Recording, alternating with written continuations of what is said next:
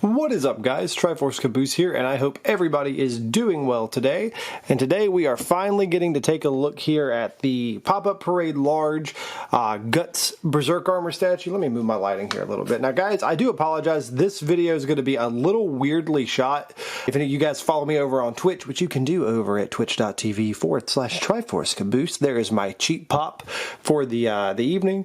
You'll know I recently got a new job, and I'm in the current process of tearing down my office and changing everything around, but this figure came in along with the other figure I'm going to be reviewing here today, and I really just wanted to go ahead and get them up and reviewed. So here we are. I am down to clown. So I ordered this, pre-ordered it back in probably June of last year, and it finally came in. The box is a little beat up. You'll see there's like a big old dent in my box here, some creasing along the sides here. Everything on the side here, you do get the dice. We'll just go ahead and talk about it. At the top, you get the Guts Berserker Armor Large. This is part of their new L line, little product image, I can talk. Pop-Up Parade Large, and then on the back you get Max Factory, all this stuff, little few product shots, shows you can put the LED in, Pop-Up Parade Large, and then on this side you get the Guts Berserker, Pop-Up Parade, another mock-up of it, and then on the front you get the mock-up of it. Up top you get Pop-Up Parade Large with a nice little shot of Guts in front of the moon, and then you flip it over here. As I said, you guys can see there is a little bit of a ding in my box there, which I'm moderately not happy about, but it is what it is. And then on the bottom, all you get is this little tiny barcode. Barcode is all by myself. I'm excited. I'm excited to see how big this thing actually is. I'm a huge Berserk fan, and merchandise, statues at least, and figures are expensive, so I'm very happy with this. I think I spent about 80 bucks on this, if I remember correctly. It's worth the money already, as long as the figure holds up, because it looks beautiful on the front. So we'll see. We'll get into all that. But yeah, let's go ahead and pop this bad boy out of the box. We have our nice little interchangeable head plate that shows, I guess, how you attach the LEDs. It shows you how to attach the Dragon Slayer, and that's really it. So, all right, let's take a look at this boy. He's got a nice big old clamshell. First things first, we're going to remove the Dragon Slayer, the secondary head that we'll take a look at here in a minute. So on the bottom, you do see that it just has some kanji as well as made in China, and then the two peg holes there. Now, before we get to Guts, let's go ahead and unwrap and talk about the Dragon Slayer here, which is quite large, actually. I'm actually going to measure the Dragon Slayer here. So you're looking at about 8 1/4 inch on the Dragon Slayer. So that's pretty solid for a weapon. Let's go over some of the paint deco, tomato. And as you can tell, there's a lot of really good detailing on this. I really like the metallic gunmetal gray along the actual rims of the sword. It has a nice point. It is very light. It's not a very heavy plastic at all. You can see the bottom ports out, so that way you can get it through his hands. It's just a simple peg hole there, and then pops right back in. You do get the nice, honestly, I like the wash that goes over the sculpting of the actual wrap for the sword. And you do get the sculpt in for the chain where it connects to his back. And then a really nice, let's see if it picks up on the camera. If it doesn't pick up, I look stupid. But a really nice texturing on the actual Dragon Slayer. This thing's really cool.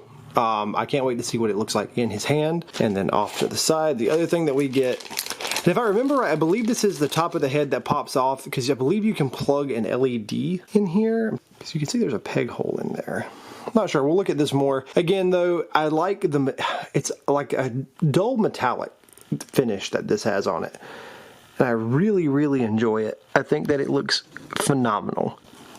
Oop, dropping it. So I'm very excited. Just looking at this, I'm very excited to see what the rest of it looks like. You have the nice dark red underneath there. Let's go ahead and let's take a look at Guts. You know what? Let's go ahead. I haven't got him onto the stand because I haven't put him together yet, but let's just take him out of the metaphorical stand and put him into the metaphorical hand. Metaphorically. And here you have Guts and all of his glory. I really cannot stress how good this looks. I do like that they took some precaution to wrap the bits of his cape that were going to be, especially given that my box had some damage. I do like that these are wrapped in effort of not having them break during transport. I do like that. You do have a nice rock texture here with a nice wash on it.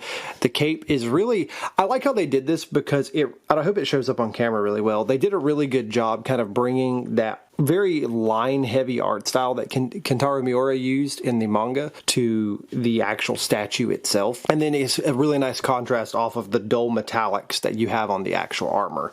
Look at just how magnificent all of like the line work is and sculpt work on the plating. You do have the little divots on the actual plate. He's got to slap in the camera, divots on this side. They go all down the bicep here and down into the excellent sculpt for the hand. And then down below, you can actually see where the feet are sculpted, more divots. Honestly, everything looks phenomenal. Right on down, like you even have like the belt buckles on the codpiece here, which I think is really cool. Not just because it's Guts' codpiece, but just it's really cool in general. And then you get some nice brown texture and washing right through the top up here. And I like how the way that it lays on the back, you can tell that there's still armor underneath it. It's really well done.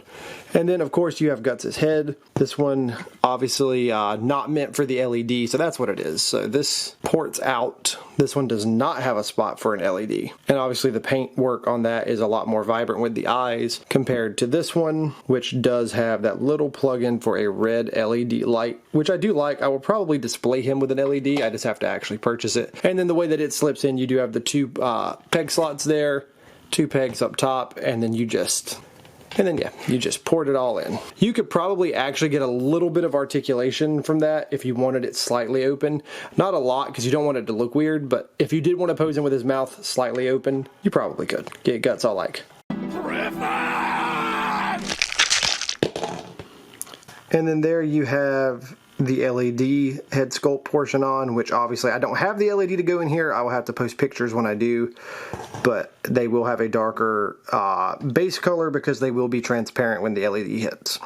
So yeah, just based off of this early hands-on impression, I'm very excited about this. So let's go ahead and assemble this lad. So real quick, well, now that we have him mounted on the base, we will go ahead and run the Dragon Slayer through. So you'll put it with the chain side outward and run it through, and then just find the sweet spot for the peg here. If I can find it, there it is. And then you can just kind of put it wherever you see fit, and then that adds a real profile to it.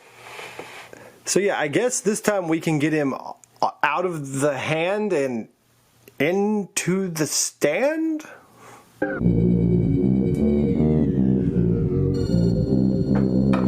And there you have it, guys. Honestly, on the display, he's magnificent. I'm going to actually take him off here in just a second. Let's, before we keep him on the stand for too long, I want to actually measure him. So from the tip of the sword to the bottom, he is almost exactly, I know it's a little weird because it's from beneath, so it doesn't quite look like it. He's 11 inches.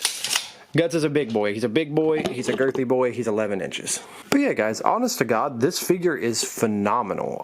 Given that the price point, I know it was right around $90 or so. I think that it's incredible. I think it is definitely 100% worth the money. Berserk merchandise is expensive, and this is really well done. Pop-Up Parade has done a phenomenal job. I have a couple of other Pop-Up Parade figures, and I think this is a phenomenal piece to have, especially with the option to add the LEDs into it. I just think this is magnificent. I love it to death, and I cannot wait to get it displayed.